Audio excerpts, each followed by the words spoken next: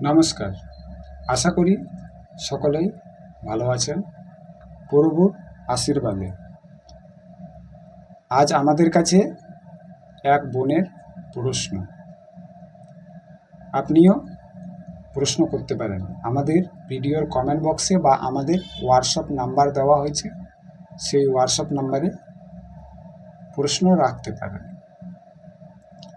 তো আমাদের কাছে জানতে চেয়েছেন মহাবলী হনুমান সম্বন্ধে, যে হনুমান সম্বন্ধে আমাদের বিস্তারিত কিছু বলুন। তো আমরা আমাদের সেই হনুমান সম্বন্ধে আজকের এই বিস্তারিত আলোচনায় তুলে ধরেছি আমাদের সেই বোনের অনুরোধের প্রশ্নের সম্মুখীনে। তো এবার চলুন, আমরা দেরি করব না। আর আপনাদের প্রতিনিয়ত আমাদের একটাই অনুরোধ থাকছে, যদি আপনি আমাদের চ্যানেলে নতুন হয়ে থাকেন তাহলে অবশ্যই চ্যানেলটিতে সাবস্ক্রাইব, যদি না দিয়ে থাকেন সাবস্ক্রাইব দিয়ে হাতে থাকা লাইক এবং গুরুত্বপূর্ণ মতামত যদি থাকে অবশ্যই কমেন্ট বক্সে বা আমাদের হোয়াটসঅ্যাপ নাম্বারে দিতে পারেন। তো চলুন আমরা এবার এগিয়ে যাই আমাদের মহাবলী হনুমান সম্বন্ধে। মহান শক্তি সাথে মহান দায়িত্ব নিয়ে আসে, অর্থাৎ আমাদের মহাবলী হনুমান অর্থাৎ বজরং বলী, তার এতটাই শক্তি ছিল যে তিনি পুরো বিশ্বকে রাজ করতে পারতেন। সেই সম্বন্ধে আমাদের আজকের প্রভু শ্রীরাম ভক্ত হনুমানজির কথা আমরা রাখছি। আমাদের কথা বা উচ্চারণে যদি ভুল ত্রুটি হয় তাহলে অবশ্যই আপনারা ছোট ভাই বা সন্তান হিসাবে ক্ষমা দৃষ্টিতে দেখবেন। এবার মহাবলী হনুমান তার শক্তি এবং তীক্ষ্ণ বুদ্ধি দ্বারা সম্পূর্ণ পৃথিবী শাসন করতে পারতেন, কিন্তু তিনি তার শক্তিকে নিজ স্বার্থে ব্যয় না করে ব্যয় করলেন রাম কার্যে। সকলে প্রভুর জন্য জয় শ্রীরাম কমেন্ট বক্সে বলুন এবং প্রভুর ভক্তকে হনুমানজিকে পুজো অর্চনা করুন। ভগবান শ্রীরামের সেবক হয়ে অতিবাহিত করলেন সারা জীবন, যার কারণে তিনি আজও রাম ভক্ত হনুমান হিসেবে জগৎ বিখ্যাত হয়ে আছেন, যেমনটা প্রথম বলেছি।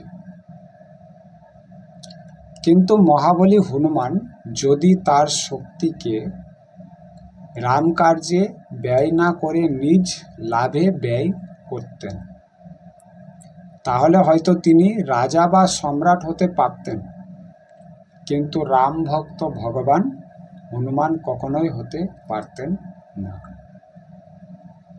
সুতরাং নিজ সামর্থ্যকে অবশ্যই সঠিক পথে পরিচালিত করতে হবে, ধর্ম কার্যে নিজ শক্তিকে ব্যয় করতে হবে। আমাদের মনে রাখতে হবে মহাভারতের সেই ঐতিহাসিক বাণী, যে ধর্মকে রক্ষা করে ধর্মই তাকে রক্ষা করে, আর যে ধর্মকে ত্যাগ করে অধর্মাচরণ করে ধর্মই তাকে নিশ্চিত রূপে বিনাশ করে। তাই আসুন বেদ গীতার উপদেশ অনুসারে জ্ঞানযোগ, কর্মযোগ, ভক্তিযোগের সমন্বয়ে নিজ জীবন পরিচালিত করি, সমাজের কল্যাণে, সৃষ্টির কল্যাণে নিজ নিজ সামর্থ্য তথা শক্তির প্রয়োগ করি, তবেই ইহলোক এবং পরলোক উভয় লোকের শান্তি প্রাপ্ত হওয়া সম্ভব। সকলেই জয় শ্রীরাম, জয় হনুমানজি অবশ্যই বলবেন। তা আমরা আজ ছোট্ট স্বরূপ আপনাদের সারাংশ থেকে আপনাদের বোঝাতে পারলাম যে আমরা আপনাদের হনুমান সম্বন্ধে অর্থাৎ হনুমানজির কথা আপনাদের সম্বন্ধে যতটুকু বোঝানোর শক্তি ছিল আমরা ততটা বোঝাতে পারলাম, কারণ এর চেয়ে হয়তো বেশি আর কিছু বোঝানো লাগবে না। তো তেমনই আমরা আপনাদের একটি ছোট্ট সারাংশ থেকে আপনাদেরকে বোঝাতে পারলাম আপনার শক্তি এবং আমার শক্তি এবং সকলের শক্তি নিয়ে, যে অর্থাৎ আমাদের শক্তিকে ভালো কর্মে ব্যবহৃত করতে বলেছে। যেমন আমি অর্থাৎ আমি ভগবানের সত্য ধর্ম প্রচার করার জন্য এই উদ্যোগ নিয়েছি। তো তেমনই আপনি আজ থেকেই চেষ্টা করুন ভালো কর্মে বিলিপ্ত হবার এবং প্রভুর শ্রীচরণ প্রাপ্ত হতে আগ্রহী হোক। সকলে ভালো থাকবেন, সুস্থ থাকবেন।